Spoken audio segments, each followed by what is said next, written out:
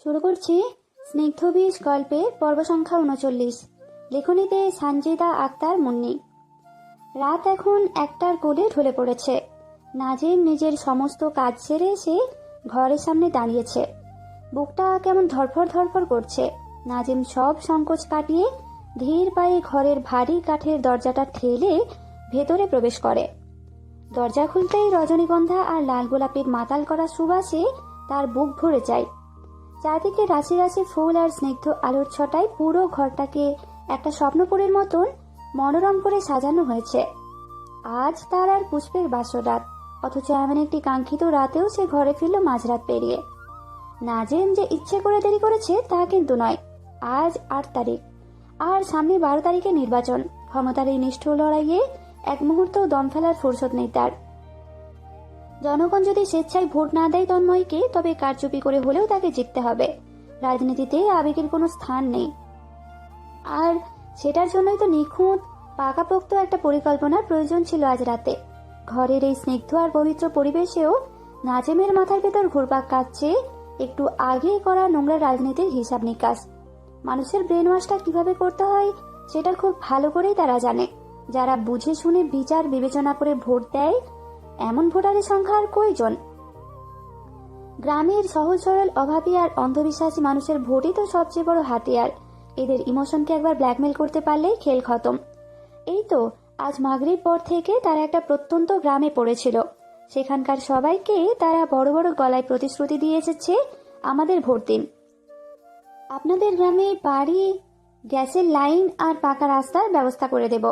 শুধু ফাঁকা বলেই নয়, গ্রামের মাতব্বর আর প্রভাবশালী মুরব্বীদের পকেটে এরই মধ্যে কালো টাকার বান্ডেল গুঁজে দিয়ে এসেছে সে, যাতে পুরো গ্রামের ভোটটা একচেটিয়া তাদের বাক্সেই পড়ে।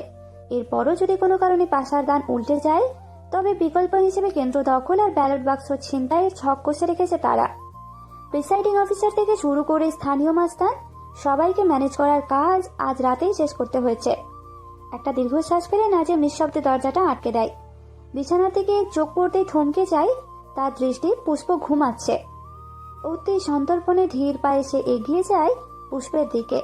স্থির চোখে তাকিয়ে থাকে কিছুক্ষণ ওর পানে। ঘুমন্ত অবস্থায় মেয়েটিকে কি ভীষণ স্নিগ্ধ আর মায়াবী না লাগছে। কিন্তু এই প্রশান্ত মুখটার দিকে তাকালেই নাজিমের বুকের ভেতরটা রাগে আর ক্ষোভে ফুঁসে ওঠে। পুষ্পের সাথে ঘটে যাওয়া সেই ভয়াবহ অন্যায়টা সে কিছুতেই মেনে নিতে পারছে না। অনেক খুঁজেছে সে, হন্যে হয়ে চারপাশ চষে বেরিয়েছে, কিন্তু সেই জানোয়ারগুলোর কোনো খোঁজ পায়নি।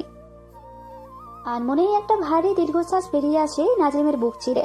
থাক, ও শান্তিতে ঘুমাচ্ছে, অকারণে তাকে আর জাগানোর কোনো প্রয়োজন নেই। এ ভেবে সে বিছানা থেকে আলতো করে একটা বালিশ আর কাঁথা তুলে নিয়ে ধীর পায়ে এগিয়ে গিয়ে ঘরের এক কোণে থাকা সোফাতেই শুয়ে পড়ে। নাজিম সোফায় গায়ে এলিয়ে দিতেই বিছানায় শুয়ে থাকা পুষ্প সন্তর্পণে নিজের চোখ জোড়া খোলে। ঘাড় ঘুরিয়ে এক পলক তাকায় সোফায় শোয়া নাজিমের দিকে। তারপর দৃষ্টিটা আবারও ফিরিয়ে নেয়। ঠোঁটের কোণে তার ফুটে ওঠে এক চিলতে শান্ত অদ্ভুত হাসি, স্রেফ একটা মুচকি হাসি। নাজহা ফজরে নামাজ ছেড়ে চুপ করে জায়নামাজে বসে আছে। দৃষ্টি তার নত জায়নামাজের পানে।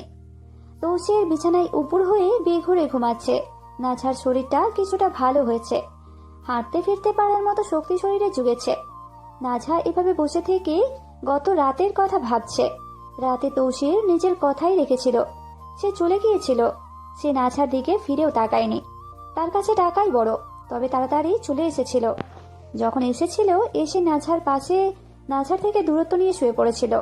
নাজহা ঘুমে ছিল না, সে সজাগই ছিল, চোখ বুঝা অবস্থায় ছিল আর কি। তৌসির ভয়ে আর নাজহাকে বুকে জড়ায়নি। তৌসির বড্ড ভয় পায় নাজহাকে। নাজহা যা বুঝলো রাতের কাণ্ড দেখে আর কি। মেয়েটিও আর কিছু বলেনি, মন খারাপ নিয়ে ঘুমিয়ে গিয়েছিল। তৌসির আজ নাজহাকে বুঝিয়ে দিল, আবারও বুঝিয়ে দিল যে নাজহা তার কাছে কতটা মূল্যবান। নাজহাও মেনে নিয়েছে এই বিষয়টি।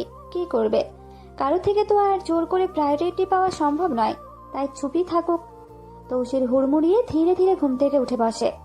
উঠে বসে বিছানা থেকে তাকায়, দেখে বিছানাটা খালি, পাশে নাজহা নেই। নাজহাকে না দেখে হঠাৎ কেমন জানি ছ্যাদ করে ওঠে তৌসির। তবে পরক্ষণে নিচে তাকাতে দেখে নাজহা নামাজে। তৌসির শান্তির শ্বাস ছেড়ে উঠে লুঙ্গি ঠিক করতে করতে হামি দিতে দিতে ওয়াশরুমে চলে যায়। নাজহা তৌসিরকে উঠতে দেখে আর বসে থাকে না, তাড়াতাড়ি উঠে জায়নামাজ গুছিয়ে ঘর থেকে বেরিয়ে যায় তৌসিরের জন্য চা নিয়ে আসার জন্য। মানিয়ে যখন নিয়েছে তখন ছোটখাটো বিষয়গুলোও মানিয়ে নি। সে তো জানে সে কার কাছে কি। তৌসিরের কাছে সে ততটাও মূল্যবান কেউ নয় যতটা সে ধারণা করেছিল। যাই হোক, এগুলো ভাবতে ভাবতেই সে রান্নাঘরে পা রাখে, আর পা রেখে দেখে পুষ্প শাড়ি পরে আসছে। সে চা চাল দিচ্ছে। আশেপাশে এখন আর কেউ নেই। পুষ্পের সাথে দেখা হতেই নাঝা দ্রুত গিয়ে পুষ্পের এক হাত চেপে ধরে। পুষ্পের চোখে চোখ রেখে রাগান্বিত হয়ে জিজ্ঞেস করে, আপনি এখানে কি জন্য এসেছেন? আমি জানি আপনার উদ্দেশ্য সম্পর্কে। আপনি কেন করছেন এমনটা? নাজিম চাচার সাথে কিছু করবেন না বলে দিলাম। কি চাই আপনার? পুষ্প খুবই শান্ত, প্রতিক্রিয়া একটাও দেখালো না। সে উল্টে নাঝার গলায় কপালে হাত ছুঁয়ে বলে, কুত্তার বাচ্চা, জ্বর তো এখনো পুরোপুরি কমেনি, তাহলে এখানে কি করছিস? এক্ষুনি ঘরে যাবি এবং যতদিন না সুস্থ হবি ততদিন ঘরেই থাকবি তুই। নাঝা পুষ্পের হাত সরিয়ে দিয়ে দাঁত চেপে বলে, আমি জিজ্ঞেস করেছি সেটার উত্তর দিন, তারপর আমি চলে যাব। আমি আপনাকে মানি, আপনি তো ভালো করেই জানেন। পুষ্প মৃদু হেসে নাঝার মাথায় হাত বুলিয়ে দিয়ে বলে, এই যে তোকে বাঁচাতে এলাম, জানোয়ারদের সাথে সামিল হয়ে যাচ্ছিস সেটা থেকে উদ্ধার করতে এলাম। তোকে আমি সন্তানের মতো মানি, আর তোর এমন ধ্বংস আমি সইতে পারবো না, তাই এসেছি। খবরদার, তুই আর আমার সম্পর্ক যেন কেউ না জানে। যদি জানে তাহলে যে জানবে তাকে উঠিয়ে দিব। চিনিস তো কি করতে পারি? নাঝা পুষ্পের কথা শুনে অসহায় গলায় বলে, কেন করছেন আপনি এমনটা? আমাকে একটা সুন্দর জীবন দিয়েও কেন কেড়ে নিচ্ছেন? আমি তৌসিরের সাথে ভালো আছি, থাকতে দিন না। পুষ্প নাঝার কথার উল্টো পিঠে তাচ্ছিল্যের স্বরে ফিসফিসিয়ে বলে ওঠে, ও তো সবচেয়ে বড় জানোয়ার, ওর সাথে আবার কিসের সংসার? আমি এই সংসার হতে দিব না, মনে রাখিস। এটা বলে আর কিছু বলতে যাবে তখনই রান্নাঘরে কেউ আসার শব্দ পায় ওরা। তাই দুজনে সরে যায়। পুষ্প চা কাপে নিতে থাকে। রান্নাঘরে ইকরা আসে। আজ সে তাড়াতাড়ি উঠে গিয়েছে, তাই চলে এলো আর কি। ইকরার পরনে একটা কালো একরঙা টি শার্ট আর সাদা প্লাজো। ও এমনি পোশাক পরে সবার সামনে আসে। ইকরা নাঝার পাশে দাঁড়িয়ে নাঝার গাল টেনে ধরে বলে, কি অবস্থা কৈতরি? ঘুম কেমন হলো তোমার? জ্বর কমলো? ইকরাও নাঝাকে কৈতরি ডাকে। ইকরা বড্ড আদর করে নাঝাকে, ছোট বোনের মতো ট্রিট করে। প্রথম প্রথম নাঝার অস্বস্তি হলেও এখন অভ্যাস হয়ে গিয়েছে। নাঝা মুখ টিপে হাসি ফুটিয়ে তোলে আর বলে, এই তো ছোট চাচির সাথে কথা বলছিলাম। পুষ্প তাদের দিকে তাকিয়ে বলে, আচ্ছা তোমরা থাকো, আমি সবাইকে চা দিয়ে আসি। ইকরা একথা শুনে বলে, আরে না না, তোমার কষ্ট করতে হবে কেন? রহিম চাচা কই? উনি দিবেন নে নিয়ে। পুষ্প মেকি হেসে বলে, সমস্যা নেই মা, আমি দিয়ে আসছি। একথা বলে পুষ্প বেরিয়ে যান। পুষ্প যেতেই বিবিজান রান্নাঘরে প্রবেশ করেন, পেছনে তাকিয়ে দেখতে দেখতে। তারপর ওদের সামনে এগিয়েছে নাঝার দিকে তাকিয়ে বলে, এই যে তালুকদারের ছি, দেখো কিভাবে শাড়ি পরেছে। তোমায় তো পরিয়ে দিলেও পরো না। দেখো সবার সাথে কথা বলছে কত সুন্দর করে। তুমি তো ঘর থেকে বেরিয়ে হও না। ইকরা এ শুনে প্রতিবাদ করে বলে, এভাবে বলছো কেন নানি? ও আর ছোট চাচির বয়স কি এক? ও একটা বাচ্চা মানুষ, ওর সাথে এত তুলনার কি? ও এখনো বাচ্চা, ও এসবের কি বুঝে? ছোট চাচির কাছে ম্যাচিউরিটি আছে, তিনি যথেষ্ট বুঝদার একজন মানুষ। বিবিজান ইকরাকে ধমকে ওঠেন, এই তুই চুপ কর। ওর সাথে তুলনা করছি, ওকে বলছি যে অমন হতে। তোকে তো এটাও বলতে পারবো না, তোর পোশাক দেখে মাঝে মধ্যে তুই যে মেয়ে সেটাই ভুলে যাই আমি। নাঝা বিবিজানকে এবার বলে, আর শাড়ি তো পরতাম বিবিজান, আমিও তো পরি, কিন্তু পরে তো বেশিক্ষণ গায়ে থাকে না। আপনার নাতি তো খুলে নেন, এটা কি আমার দোষ? এ শুনে ইকরা ঠোঁট টিপে হেসে ওঠে। বিবিজান মেজাজ দেখিয়ে বলেন, বেইজ্জতের মতো কথা বলিস না। মনে রাখ, যত শাড়ি পরবি তত জামাইকে আঁচলের নিচে রাখতে পারবি। চা নিয়ে উপরে যা, পরে কথা কবি। এটা বলে বিবিজান চলে যান। বিবিজান চলে যেতেই নাঝা আর ইকরা হেসে ওঠে। নাঝা মন থেকে হাসেনি। ইকরা যাতে মনে করে বিবিজানের কথাগুলো সে মজা হিসেবে নিয়েছে তাই হেসেছে। এই বিবিজানের প্রতিটি কথাই তো তার বিষ বিষ লাগে। অসহ্য একটা মহিলা। ইকরা নাঝাকে বলে, আরে চিল, এগুলোতে কিছু মনে করো না, নানি এমনই, উনি একটু বেশি রোমান্টিক আর কি। নাঝা উত্তরে একটা মিষ্টি হাসি দিয়ে বলে, আরে না না, আমি কি মনে করব? আমিও ওনার সাথে মজাই করি, উনি তো আমাদের ভালোই চান, আমরা সবাই যেন সুখী হই। এরূপ টুকটাক আলাপ করে নাঝা তৌসিরের জন্য চা নিয়ে ঘরে আসে। এসে দেখে তৌসির ওয়াশরুম থেকে মুখ ধুয়ে এসে আবারও ঘুমিয়ে গিয়েছে। নাঝা চায়ের কাপটা খাট পাশে টেবিলের উপর রেখে তৌসিরের মাথার পাশে বসে তৌসিরকে ডাক দেয়, উঠুন তৌসির, আর কত ঘুমাবেন? তৌসির নাঝার এক ডাকেই চোখ খোলে। নাঝার দিকে তাকাই, বুকের ভেতর ধরফর করছে। নাঝা তার সাথে সুন্দর করে কথা বলছে, যাক, রাগ করছে না। তৌসিরের যে কি শান্তি লাগে দেখে তা বলে বোঝানোর মতো নয়। প্রাণ ফিরে পায় নিজের মধ্যে। নাছা যখন তৌসিরের সাথে খারাপ আচরণ করে বা কথা বলা বন্ধ করে দেয়, তখন কতখানি যন্ত্রণায় দগ্ধ হয় তৌসির, তা তৌসিরের নিজেরও অজানা। তৌসির মুখে একটা শান্তির হাসি ফুটিয়ে উঠে বলে ওঠে, কাপটা দাও। নাজা তৌসিরের হাতে কাপটা তুলে দেয় আর বলে, নিন, চাটা খেয়ে নিন। ভেজা কাপড়গুলো কষ্ট করে ছাদে মেলে দিয়ে যেদিকে যাওয়ার যাইয়েন। আমার অশান্তি করছে ভেতরে, শীত শীত লাগছে, মনে হচ্ছে আবারও জ্বর উঠবে।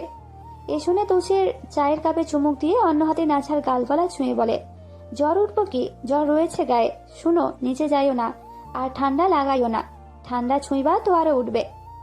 নাঝা তৌসিরের কথায় তার দিকে তাকিয়ে থাকে চুপচাপ। তারপর কিছুক্ষণ পর বলে, আচ্ছা দেখি কি হয়। এই কথা বলে নাঝা শুতে যায়। তখনই তৌসির চায়ের কাপটা নাঝার ওপর দিয়েই হাত বাড়িয়ে খাট পাশের টেবিলের ওপর রাখতে রাখতে বলে, তোমার একটা কথা জিগাইতাম।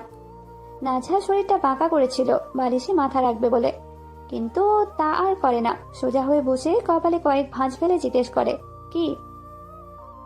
তৌসির নাঝার চোখের দিকে স্থির দৃষ্টিতে তাকিয়ে জিজ্ঞেস করে, আমার উপর রাগা আছো? আমি জানি তুমি রাগ করছো। নাঝা এই শুনে এমন একটা ভান ধরে যেন এইমাত্র আকাশ থেকে মাটিতে পড়লো। ও অবাক হয়ে বলল, অদ্ভুত তো, আমি রাগ করবো কেন? রাইতে যে তোমার সাথে থাকি নাই এজন্য। এটা শুনে নাঝার বুকের ভেতরটা মুচড়াতে থাকে। তারপরও সে মুচকি হেসে বলে, ও ওইটা? আরে ওইটা নিয়ে রাগ করার কি আছে? আমি তো দেখতেছিলাম এমনি যে আপনি কার কাছে যান।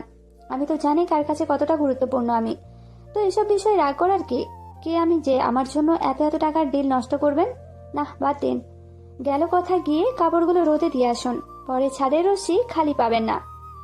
কে আমি যে আমার জন্য এত এত টাকার ডিল নষ্ট করবেন? এই কথাই নাঝা বুঝিয়ে দিল সে তৌসিরের কাছে কিছুই না।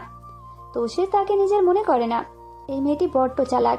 ইদানিং সে রাগ করে না, তবে ছোট্ট ছোট্ট কথাই একদম কলিজায় ফোড় করে দেয়।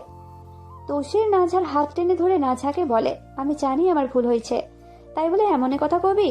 তুই না বড় শয়তান হয়ে যাচ্ছিস, আমার লগে ছিনালা করস। আগে তো রাগ দেখাইতি, এখন তো সেটাও করস না। এমনটা করিস না নাঝা, আমার ঘরে শান্তি তুই। আমি সারাটা দিন অশান্তি আর দৌড়াদৌড়ির ওপর থাকি। খালি তোর সাথে থাকলে একটু শান্তিতে থাকে, আমার শান্তিটা গায়ে আনিস না। আমি যদি গত রাইতে না যাইতাম 8 লাখ টাকার ডিল লস হইতো। আব্বার জন্য ছিল এটা, তাই যাইতে বাধ্য হয়েছি। আব্বা একলা গেলে ওরা আব্বারে মায়েরাও ফেলতে পারতো, তাই লগে গেছি। বাকি সব কয়টা ততক্ষণে মদ খাইয়া বেহুশ আছিল, নইলে ওরাই যাইতো। নাঝা কথাটা শুনে তৌসিরের চোখের দিকে কিছুক্ষণ হিমেল নদীর মতো স্থির চোখে তাকিয়ে থাকে। তারপর বিষণ্ণতার ভারী নুয়ে পড়া কণ্ঠস্বরে বলে, এই কথাটা কাল আমার পাশে 2 মিনিট বসে বুঝিয়ে বললে খুব বড় কোনো ক্ষতি মনে হয় হতো না। বাদ দিন, যা হবার হয়ে গিয়েছে। আমি যা বুঝার বুঝে নিয়েছি, বাদ দিন এগুলো। নাঝার কথাগুলো কোনোভাবেই মানতে পারছে না তৌসির। উচাটন হয়ে বসে সে ব্যাকুল কণ্ঠে সত্যটা প্রতিষ্ঠিত করার আপ্রাণ চেষ্টা করে বলে, না, আমি বাদ দিব না। আমি জানি তোর অভিমান সম্পর্কে, আমি জানি। তালুকদারের মাইয়া তুই, ফারদিনের রে। তোর হাতে মারা ওই ইংলিশের মারা যাওয়া, তোকে বিবিজান মারা খাওয়া, আমার করা খারাপ আচরণ, এইসবের জন্য তুই আমাকে মাফ করিস না, আমি জানি। তুই যে অভিমানে সব চাপা দিয়ে গিয়েছিস আমি জানি। আমি তোর পায়ে পড়লেও তুই মাফ করবি না এটাও জানি। কিন্তু কালকের জন্য এমন বলিস না কৈতরি। তুই আমার কাছে রত্নের মতো। বিশ্বাস কর, আমার একান্ত নিজের যদি কিছু থাইকা থাকে এই দুনিয়ায়, সেটা তুই। তুই এভাবে বলিস না যে তুই আমার কে। তুই আমার সবকিছুর উপরে যা আছে তা হলে তুই। ভুল হলেও আমার, শুদ্ধ হলেও আমার, তুই মানেই তো আমার। নাঝা কথাগুলো শুনে স্থির হয়ে বসে থাকে। তারপর একটু এগিয়ে এসে তৌসিরের গলা জড়িয়ে ধরে বলে, আমি জানি এই যে এগুলা বললেন এর একটিও সত্যি না। হ্যাঁ, আপনি ঠিকই ধরেছেন। আমি আপনাকে ওসবের জন্য কখনোই ক্ষমা করব না। আমি এখন চাই আমাদের সাধারণ একটা সংসার হোক, এতটুকুই আমার চাওয়া। আর কোনো চাওয়া নেই। আমি জানি আপনার জীবনে আমি অপশনাল একটা মানুষ। তৌসির নাঝাকে শক্ত করে জড়িয়ে ধরে বলে, সাওয়ার কথা কেন কস? আমি তো তোরে বুঝাইতে পারবো না তুই আমার কি লাগিস। কইয়া বুঝানোর সাধ্য তো নাই, থাকলে এতক্ষণে বুঝাইয়া দিতাম। নাঝা তৌসিরের চুলে হাত বুলিয়ে দিতে দিতে তার ছেলে সুরে বলে, আপনি এমনি সবসময় বড় বড় ভুল করে আমার কাছে এভাবে বিনয় করে নিলেন, আর আমি বোকার মতো সবসময় মেনে নিলাম। আমি না বড্ড বোকা, অবুঝ একটা মানুষ। আমি একটু উষ্ণতায় গলে পড়ি, আর সেটারই সুযোগ নেন আপনি, তাই না? তৌসির বিপাকে পড়ে যায়। আজ আর মাফ হবে না এত সহজে। তৌসির জানে সে এইভাবে করেই নাঝার কাছ থেকে পার পেয়ে যাচ্ছে। এইবারের জন্য মাফ করে দেওয়া যায় না? আমারে একটুখানি ছাড় দিও। এভাবে ছোটখাটো বিষয় মাফ না করিয়া কেন থাকো? এটা শুনে নাজা তৌসিরের কাছ থেকে দূরে সরে গিয়ে বালিশে মাথা রাখতে রাখতে বলে, জানতো এখান থেকে, আমার ভালো লাগছে না এসব নিয়ে আর কথা বাড়াতে। তৌসির নাঝার ওপর ঝুঁকে এসে নাঝার চোখে চোখ রেখে বলে, তোর সমস্যা কি? সাওয়া করিস কেন? ওইটা মন থেকে মুছে আনে, ওই কথার জেদ ধইরা থাকিস না। তৌসিরের কথা শুনে নাঝা তপ্ত শ্বাস ছেড়ে বলে, ছেড়ে দিয়েছি, এখন ওপর থেকে সরুন, আমি একটু ঘুমাই, শরীরটা নুয়ে যাচ্ছে। তৌসির নাঝার কথার তোয়াক্কা না করে নাঝার ঠোঁটের কিনারাই চুমো খায়। নাঝা তৌসিরের কাঁধে ধাক্কা দিয়ে বলে, সরুন তো, ভালো লাগে না এসব। তৌসির নাঝার কথায় এবারও কোনো তোয়াক্কা না করে নিজের শক্ত হাত দুটো নাঝার কোমল আঙুলগুলোর ভেতর দিয়ে মিশিয়ে দিয়ে নাঝার দুই হাত শক্ত করে চেপে ধরে বিছানায়। নাঝার আঙুলের ফাঁকে তৌসিরের আঙুলগুলো এক নিবিড় শিকলের মতো আটকে যায়। নাঝা তৌসিরের মতিগতি দেখে ছটপটে ওঠে, না না না, এমনটা করবেন না তৌসির। তৌসির নাঝার কেমন চিল্লাতে দেখে ধমকে ওঠে, ছিনালা কমাইয়া কর, হইয়া গেছে সব আমাগো মধ্যে, এখন এগুলা নর্মাল। নাঝা তৌসিরের চোখের দিকে জমাট বাঁধা ব্যথার নীরব দৃষ্টিতে তাকিয়ে ম্লান আকাশের দিকে ম্রিয়মান কণ্ঠে বলে, আপনার শরীরের ভারটা আমি নিতে পারি না তৌসির, বিশ্বাস করুন আমার অনেক কষ্ট হয়েছে, আপনার শক্তির সাথে আমি পেরে উঠতে পারি না, আপনার এই শক্ত পেশিবহুল দেহ আমাকে গিলে নেয়, আমি পারবো না, ছেড়ে দিন তো। তৌসির নাঝার কথাগুলো শুনে স্থির দৃষ্টিতে তাকিয়ে থাকে নাঝার অনিন্দ সৌন্দর্যে ঘেরা চেহারার দিকে, আর বলে, এভাবে কেন বলছো? এগুলো তো স্বাভাবিক, আমি তো ইচ্ছা করে তোমার কষ্ট দেই না, আচ্ছা আমি সরে যাচ্ছি। এটা বলে তৌসির উঠে যেতে নেয়। মন চাচ্ছে না, একদমই চাচ্ছে না সরতে, কিন্তু কিছুই করার নেই, নাঝার এত সমস্যা যখন, তখন আর কি করার। নাঝা এটা দেখে তড়িঘড়ি করে তৌসিরের গলা ঝরিয়ে আমতা আমতা করে বলে, না না, এমন করবেন না, আমি শুধুই বলছিলাম, তো রাগ করছেন কেন? আমার সমস্যা নেই, আপনি যা ইচ্ছা করুন, আমি এমনিতেই বলছিলাম। তৌসির নাঝার এমন ঢং দেখে মনে মনে বলে, আর কত রঙের ঢং করবিল আমার ঢঙ্গি ছিনাল।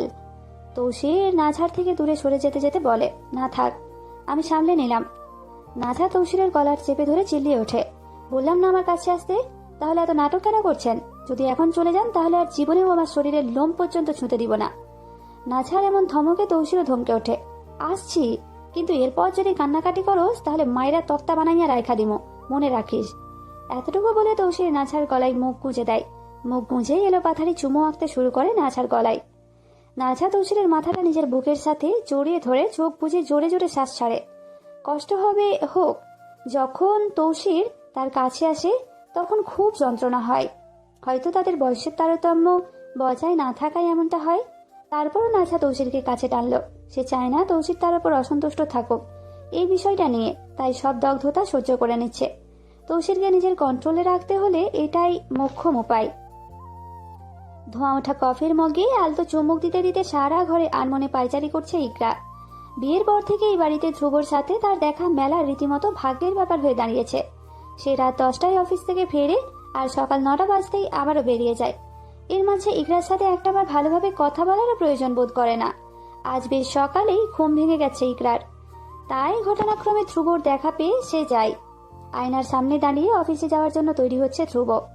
মনের ভেতরে দ্বিধা আর সংকোচ ঝেড়ে ফেলে ইকরা তাকে জিজ্ঞেস করে বসে, আচ্ছা ধ্রুব ভাই, আমাদেরকে এই সম্পর্কটা এবার ঠিক করা উচিত না? কথাগুলো শুনেই আয়না থেকে দৃষ্টি সরিয়ে ইকরার দিকে তাকায় ধ্রুব। বিরক্তির ভাঁজ ফেলে কপালে, ভ্রু কুঁচকে বলে, কিসের সম্পর্ক? ওর এমন অপ্রত্যাশিত প্রশ্নে ইকরা থতমত খেয়ে যায়। ঠিক কি উত্তর দেবে বুঝতে পারে না। কিছুটা অসহায় গলায় বলে, আমাদের সম্পর্ক? তুমি কি আমাকে মেনে নেবে না? আমাকে তোমার বউ হিসেবে একটু মেনে নাও না। তুমি বউ হিসেবে মেনে নিলে আমি সত্যিই সব দিক থেকে ভালো হয়ে যাব। ইকরার আকুতি শুনে ধ্রুবর ঠোঁটের কোণে ফুটে ওঠে এক তাচ্ছিল্যের হাসি। অত্যন্ত তীক্ষ্ণ আর শীতল গলায়ও বলে, তোকে কোন দিক দিয়ে আমার যোগ্য মনে হয়? আর চেহারা, মুখের ভাষা, আচরণ, চলাফেরা সবই তো থার্ড ক্লাস। তোকে বউ হিসেবে মেনে নেওয়া আমার পক্ষে কোনোভাবেই পসিবল নয়। কথাগুলো চাবুকের মতো আছড়ে পড়ে ইকরার গায়ে। সে স্তব্ধ হয়ে যায়, স্থির পলকহীন চোখে শুধু ধ্রুবর দিকে তাকিয়ে থাকে। বুকের ভেতরটা দুমড়ে মুচড়ে যায়, আর কেন জানি নিজের কাছেই নিজেকে ভীষণ বেহায়া আর ছোট মনে হতে থাকে তার। এক বুক অপমান নিয়ে আর কোনো কথা না বাড়িয়ে নীরবে ঘর থেকে বেরিয়ে আসে ইকরা। ধ্রুব কি করে কথাগুলো তাকে বলতে পারলো? আজ ধ্রুবর এই নিষ্ঠুর কথাগুলো শুনে ইকরা জীবনের এক রূঢ় বাস্তবতা উপলব্ধি করলো। সে বুঝতে পারে মেয়েদের অতিরিক্ত বাড়াবাড়ি বা চাকচিক্য হয়তো অনেক পুরুষই মন থেকে পছন্দ করে না। সুন্দরী, মডার্ন আর স্মার্ট মেয়েদের সাথে হয়তো সুন্দর প্রেম হয়, সবার আলাদা একটা মনোযোগ বা অ্যাটেনশন পাওয়া যায়, কিন্তু সংসার হয় না। সংসার হলো একটা বিশাল ময়দান। 4K রেজুলেশনের দুনিয়া কোনো কাজে আসে না। এই ময়দানে টিকে থাকতে কাজে আসে সাংসারিক জ্ঞান, অসীম ধৈর্য শক্তি, হাড়ভাঙা পরিশ্রম আর বাস্তববাদী মানসিকতা। তাই এই চরম জটিল জগতে দিন শেষে সাধারণ মেয়েগুলোই আসলে অসাধারণ। ইকরা হয়তো কখনোই একটা সুন্দর সংসার করতে পারবে না। আজকের এই পর্বটি কেমন লাগলো অবশ্যই আমাকে কমেন্টে জানাবেন, আর ভালো লাগলে অবশ্যই লাইক, কমেন্ট আর বেশি বেশি শেয়ার করবেন।